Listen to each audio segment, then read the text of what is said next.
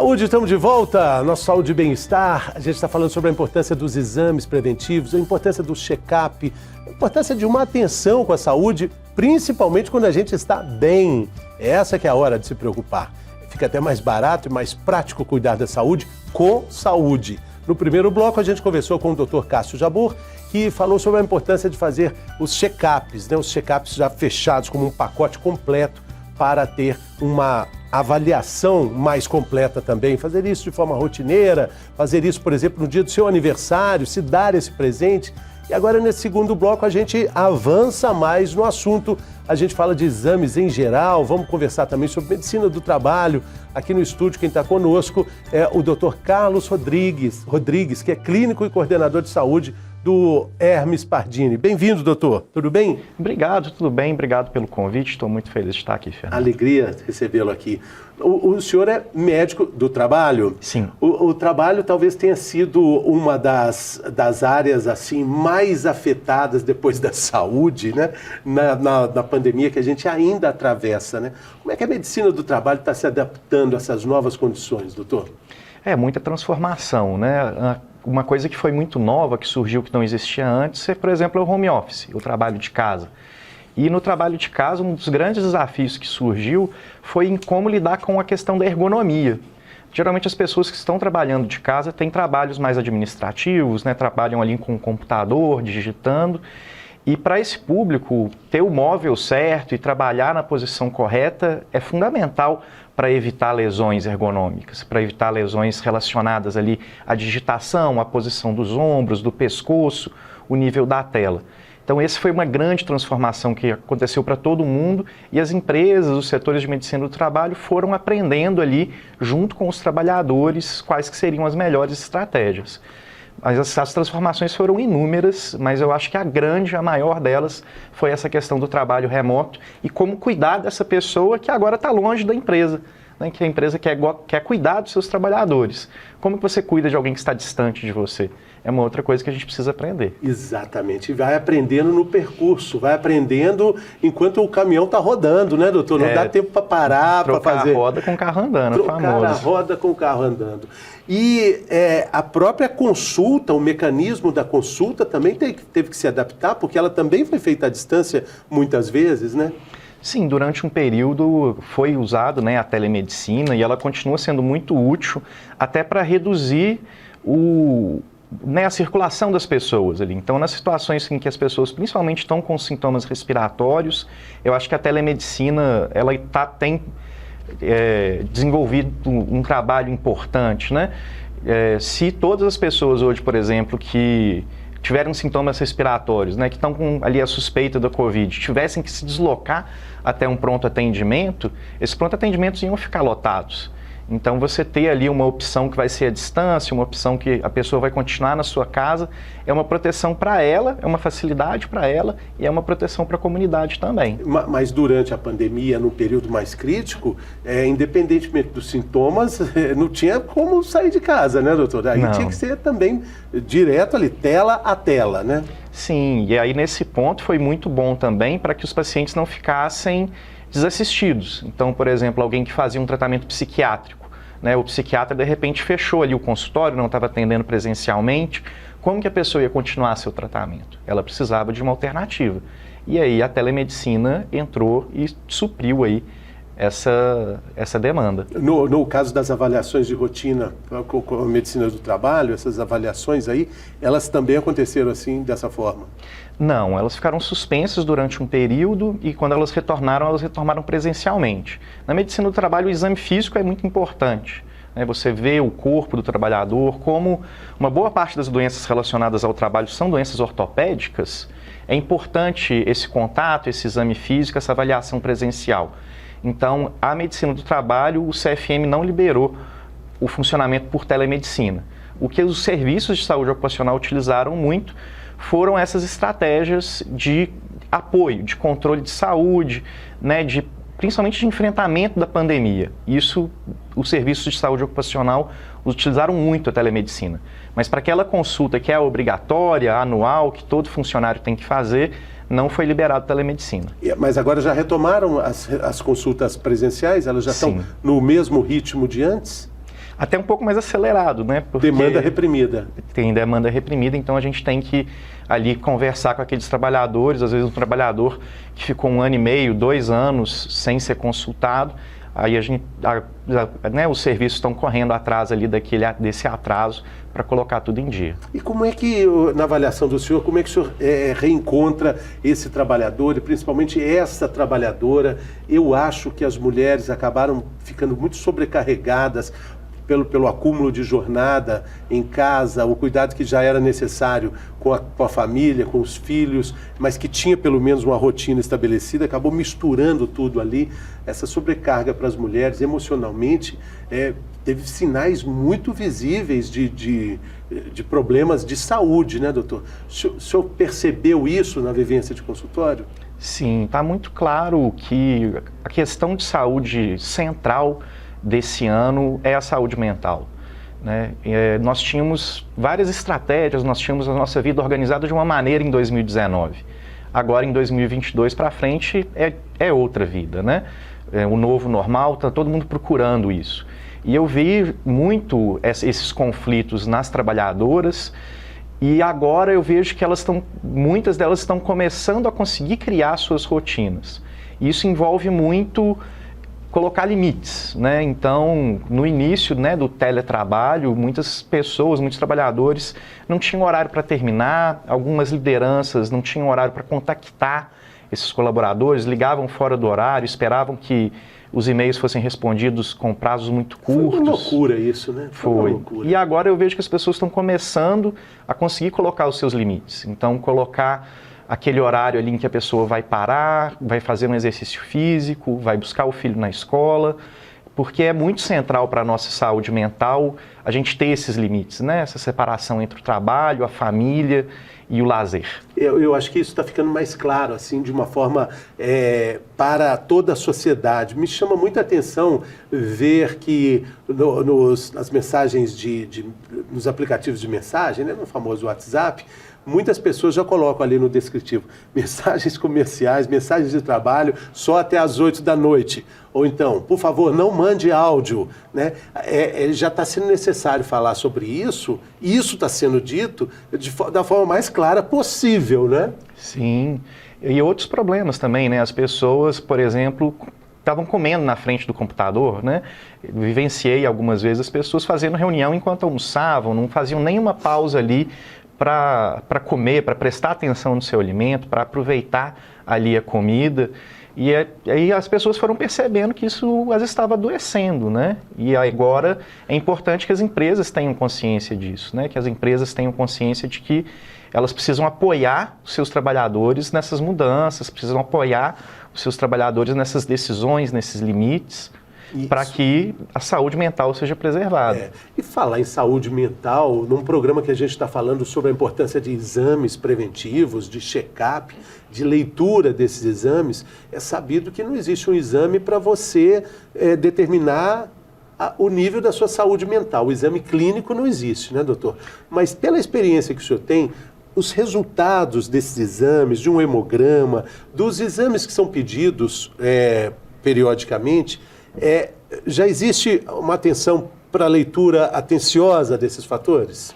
O que eu vejo que algumas vezes relaciona a saúde mental e os exames complementares é que muitas vezes as coisas andam de mão dada. Então, quando você está com a saúde mental que não está muito em dia, muitas vezes você também está deixando de lado ali o exercício, você está descontando na dieta, então você está comendo ali coisas que você tenta se recompensar, né? Porque às vezes a pessoa está muito ansiosa, está muito preocupada, e aí ela se dá o presente, né, de comer ali um doce, comer uma comida mais gordurosa, e isso vai acabar refletindo nos exames de laboratório, né?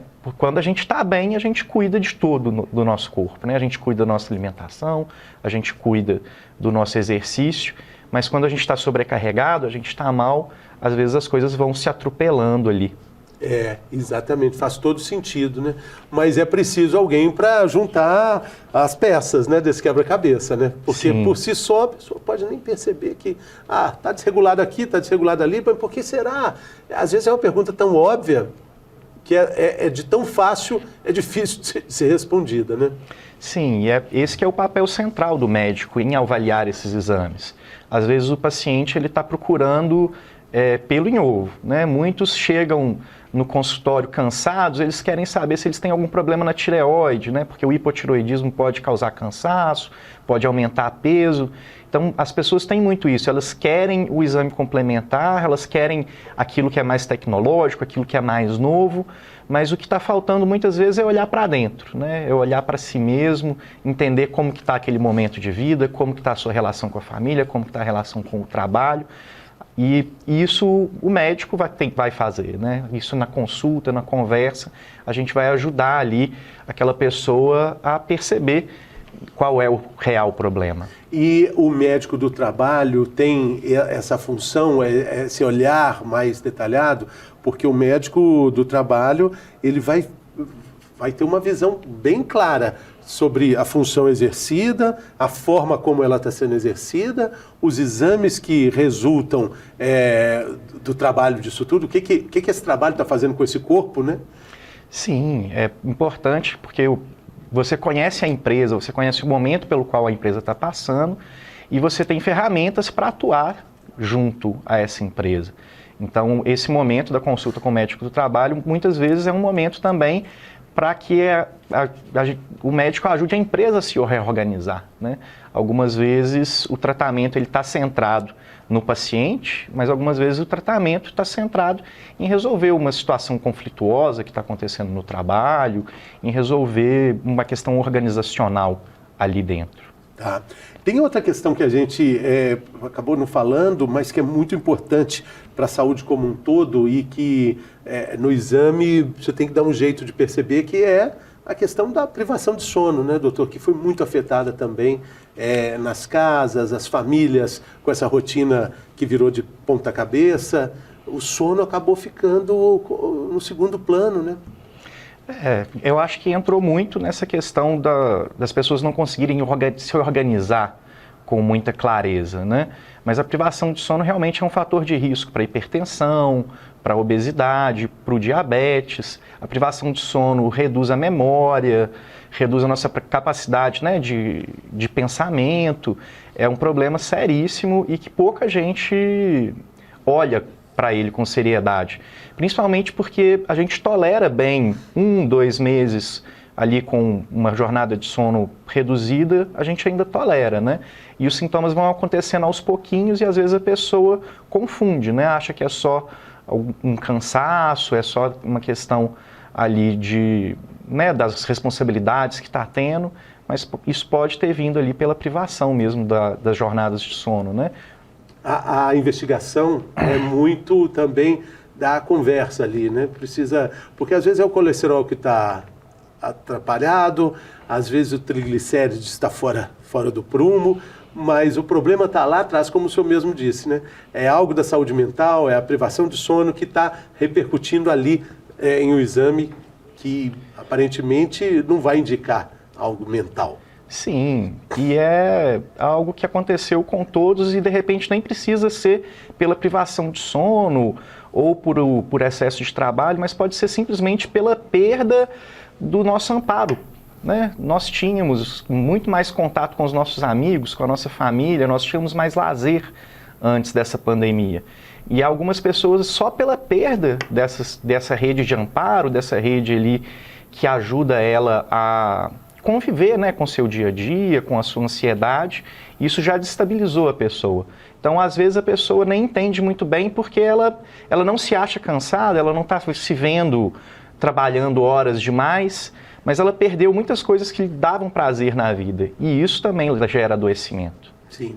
A análise do médico do trabalho, ela também parte de princípios assim que não são muito normalmente abordados. Por exemplo, o excesso do uso do celular, além de todos os danos que pode existir socialmente falando, fisicamente, a gente já mostrou aqui no Saúde e Bem-Estar que a cabeça pode pesar, medidas diferentes ao longo do dia e ao longo da permanência. Nossa cabeça pesa mais que uma melancia, pode pesar de 5 a 15 quilos Imagina, forçando aqui assim, imagina tanto tempo em casa, como o senhor disse, né, que em casa muda a ergonometria, né? A ergonomia, sim. A ergonomia. Isso é muito comum, por exemplo, com quem trabalha em notebook, né? O ideal para uma tela que a gente vai trabalhar durante muitas horas é que ela fique na altura dos olhos. E o notebook ele está sempre para baixo, então você está sempre olhando para baixo. Começa o quê? Começa a dor na região cervical, na região dos trapézios, né? Começa ali a ter aquele desconforto. Aí uma das coisas que, né, foi importante ensinar para os trabalhadores na pandemia são essas questões. Como que você vai organizar a sua mesa? Como que você vai posicionar a sua tela? Né? Como que você digita com mais conforto? Tudo isso é algo que dentro da companhia você controla, porque é a companhia que compra o mobiliário, é a companhia que prepara os postos de trabalho. Tudo isso você teve que ensinar para o trabalhador para ele poder replicar na sua casa. Ficar em pé, né? Depois de um tempo, mexer um pouco. Né? Não esquecer do banheiro. Ah, sim, da hidratação também, né? E, assim, a questão ligada ao próprio trato ali com a casa, você, o escritório, né? E a medicina do trabalho identifica essas questões, assim? É pontual nesse aspecto? Sim, né? Nas consultas anuais as pessoas trazem esses problemas e a gente tenta atuar da melhor maneira possível para resolvê-los. Tá. A gente, no primeiro bloco, falou sobre os exames de um jeito específico também, assim, do que seria um check-up, assim, que seria fundamental. A gente fez um passo a passo, né, de um paciente que procura esse serviço. Ele começa o trabalho com um clínico geral, né? Dentro da vivência que o senhor tem, quais são os exames que eles não podem faltar? Dá para a gente citar alguns assim que são fundamentais dentro de um check-up, a investigação? Sim, são aqueles que estão relacionados a essas doenças que são muito silenciosas, essas doenças que não dão sintoma num primeiro momento. Né? Vocês conversaram, por exemplo, sobre o diabetes, que tem vários diabéticos que não têm diagnóstico. Então a glicemia, eu acho que ela é muito central. Num exame de check-up, o colesterol, né, ver as frações do colesterol boas e ruins, também eu acho que é algo muito central, porque também não lhe traz nenhum sintoma, você não tem como descobrir de outra forma que não olhando, né, não tem outra maneira de você descobrir. Então eu acho que assim, os exames que estão ligados a essas doenças que são mais silenciosas, essas questões que, né, não tem nenhum sintoma, não vão aparecer, né, durante uma conversa com o médico, eu acho que esses são os mais centrais. No caso específico da medicina do trabalho, esse check-up também inclui, quando você está falando principalmente de indústria, de locais que usam, por exemplo, produtos químicos, ou então locais com muito ruído, né, situações que são mais específicas de cada empresa, existem exames também que se tornam obrigatórios para aqueles trabalhadores. Né, e esses exames eles são muitas vezes para entender se, por exemplo, vamos colocar alguém que trabalha com indústria de couro, assim, que precisa usar colas, precisa usar tintas. Será que isso está afetando a saúde dessa pessoa? Será que não? Será que o nível de concentração disso está no nível tóxico? Será que está ok? Então, para a medicina do trabalho especificamente, existem outros tipos de exame que se tornam obrigatórios de acordo com o trabalho que a pessoa realiza. E também tem pessoas que são mais diurnas, são mais noturnas, pessoas que são o chamado curto dormidor, longo dormidor, tem gente que não aguenta trabalhar de manhã. E aí tem uma jornada de trabalho ali que é exaustiva e poderia até trocar, mas a medicina do trabalho chega a conseguir investigar isso também, que, puxa, o rendimento está caindo porque a pessoa está trabalhando na hora errada, na hora não adequada para ela. Para o trabalho noturno isso acontece. É menos comum no trabalho diurno, mas algumas pessoas, quando vão para um turno noturno, elas não se adaptam. Tem pessoas que se adaptam super bem, gostam e passam o resto da vida trabalhando no turno noturno. Tem pessoas que não. E aí, geralmente, o que você vê? Você vê um aumento da pressão arterial dessa pessoa, você vê um cansaço crônico, você vê um sono não reparador, que a gente fala, aquele sono que você dorme, mas você acorda e parece que não dormiu. Você acorda cansado ainda. Então, esse tipo de situação ela é relativamente frequente nos trabalhos de turno noturno. Nos trabalhos diurnos, né, matutino ou vespertino, é menos comum você ver as pessoas se adaptarem tão mal assim, a ponto de não conseguirem continuar trabalhando.